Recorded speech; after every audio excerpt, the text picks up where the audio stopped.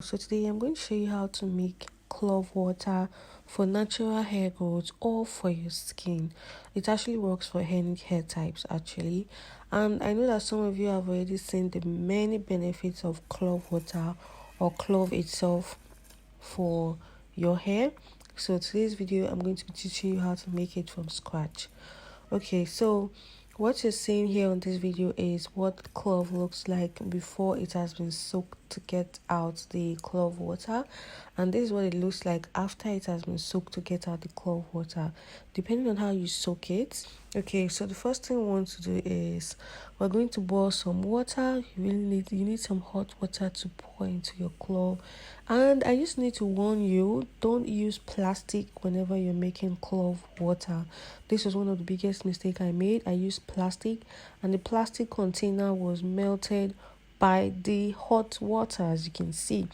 So if you're making clove water, make sure you have a jar, like a glass actually, that you can use for your clove water. So I'm putting this nylon first before covering it so it doesn't leak, and it prevents it from leaking or from pouring wherever you're going to be storing it. It just helps to keep it tight. So the next thing I'm going to do after pouring in my hot water, I'm going to be keeping my clove water for at least 24 to 48 hours. Started as a whisper, message from a new world I didn't have. So I just like to keep it somewhere dark, and away from sunlight, so it can really take its time to like soak in without any negative effect whatsoever.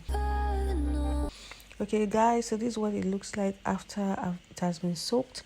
I soaked mine for 48 hours, probably because of how lazy and how much of a procrastination person I am.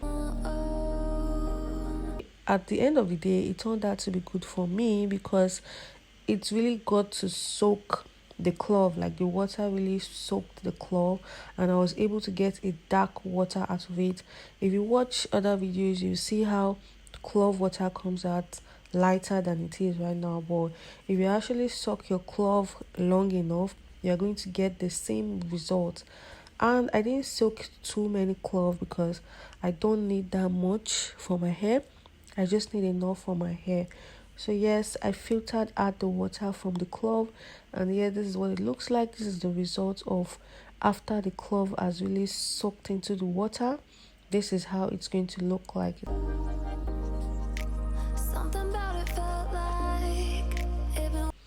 Okay, so next thing I'm going to do is I'm going to pour in my clove water into a clean container, a spray bottle.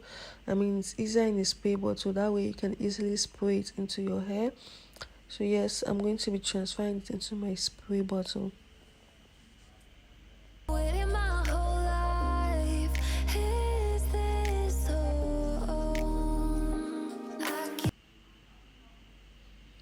Make sure you cover your spray bottle very tight, otherwise when you're spraying it just won't come out well, or when you turn the bottle to the other side you're just going to be having a leak.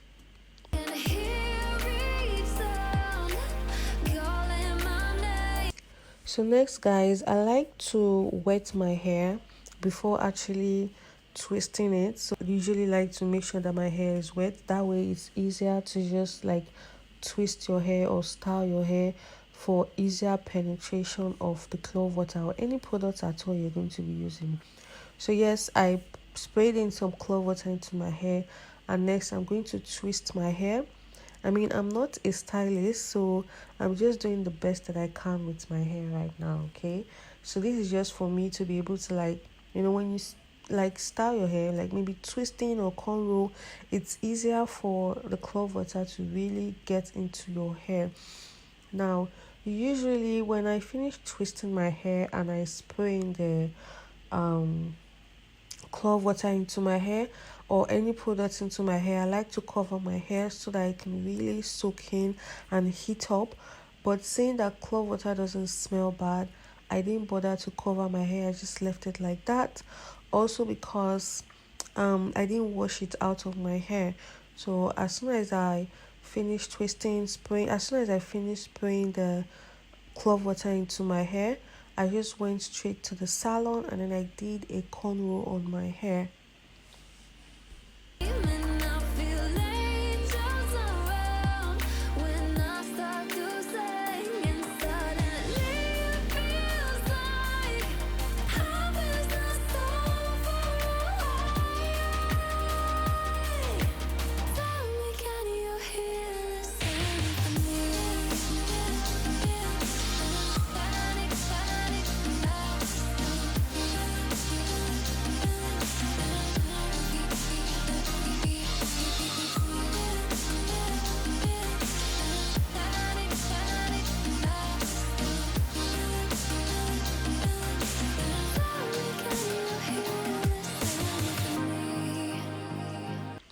Now, one thing you really want to do is to make sure that you spray the clove water where you want it to work. As for me, I don't have like front hair. My front hair became bad because I did um locks. I did locks on my hair, so I really lost my edges, especially here in Ghana when I went to take off the locks. They really cut off my edges, so I'm trying to grow back my edges. So yeah, just focus on the part you need to grow. But if you don't have any parts you're lacking, you just want all parts of your hair to grow, then do that. But for me, I just take it back to I just take it to my edges and I keep spraying it over my edges for growth actually. I can't help but think that it's meant to be, that I'm finally right where I'm supposed to.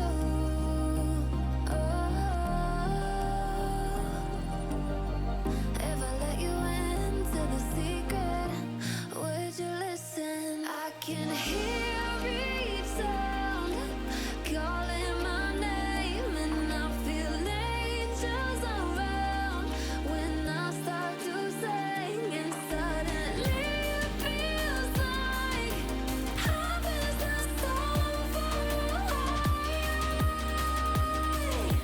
Tell me, can you hear the symphony? Okay guys, so after I did my cornrow, I still have some left in the bottle, so yeah, I wouldn't let that waste or store it in the fridge because I have other things that I would love to experiment. So what I did, since I usually just leave it on my hair, is I'll spray in the remaining clove water on my hair and just let it sit on my hair, and especially my edges, you guys, especially my edges. I do not play with my edges, okay?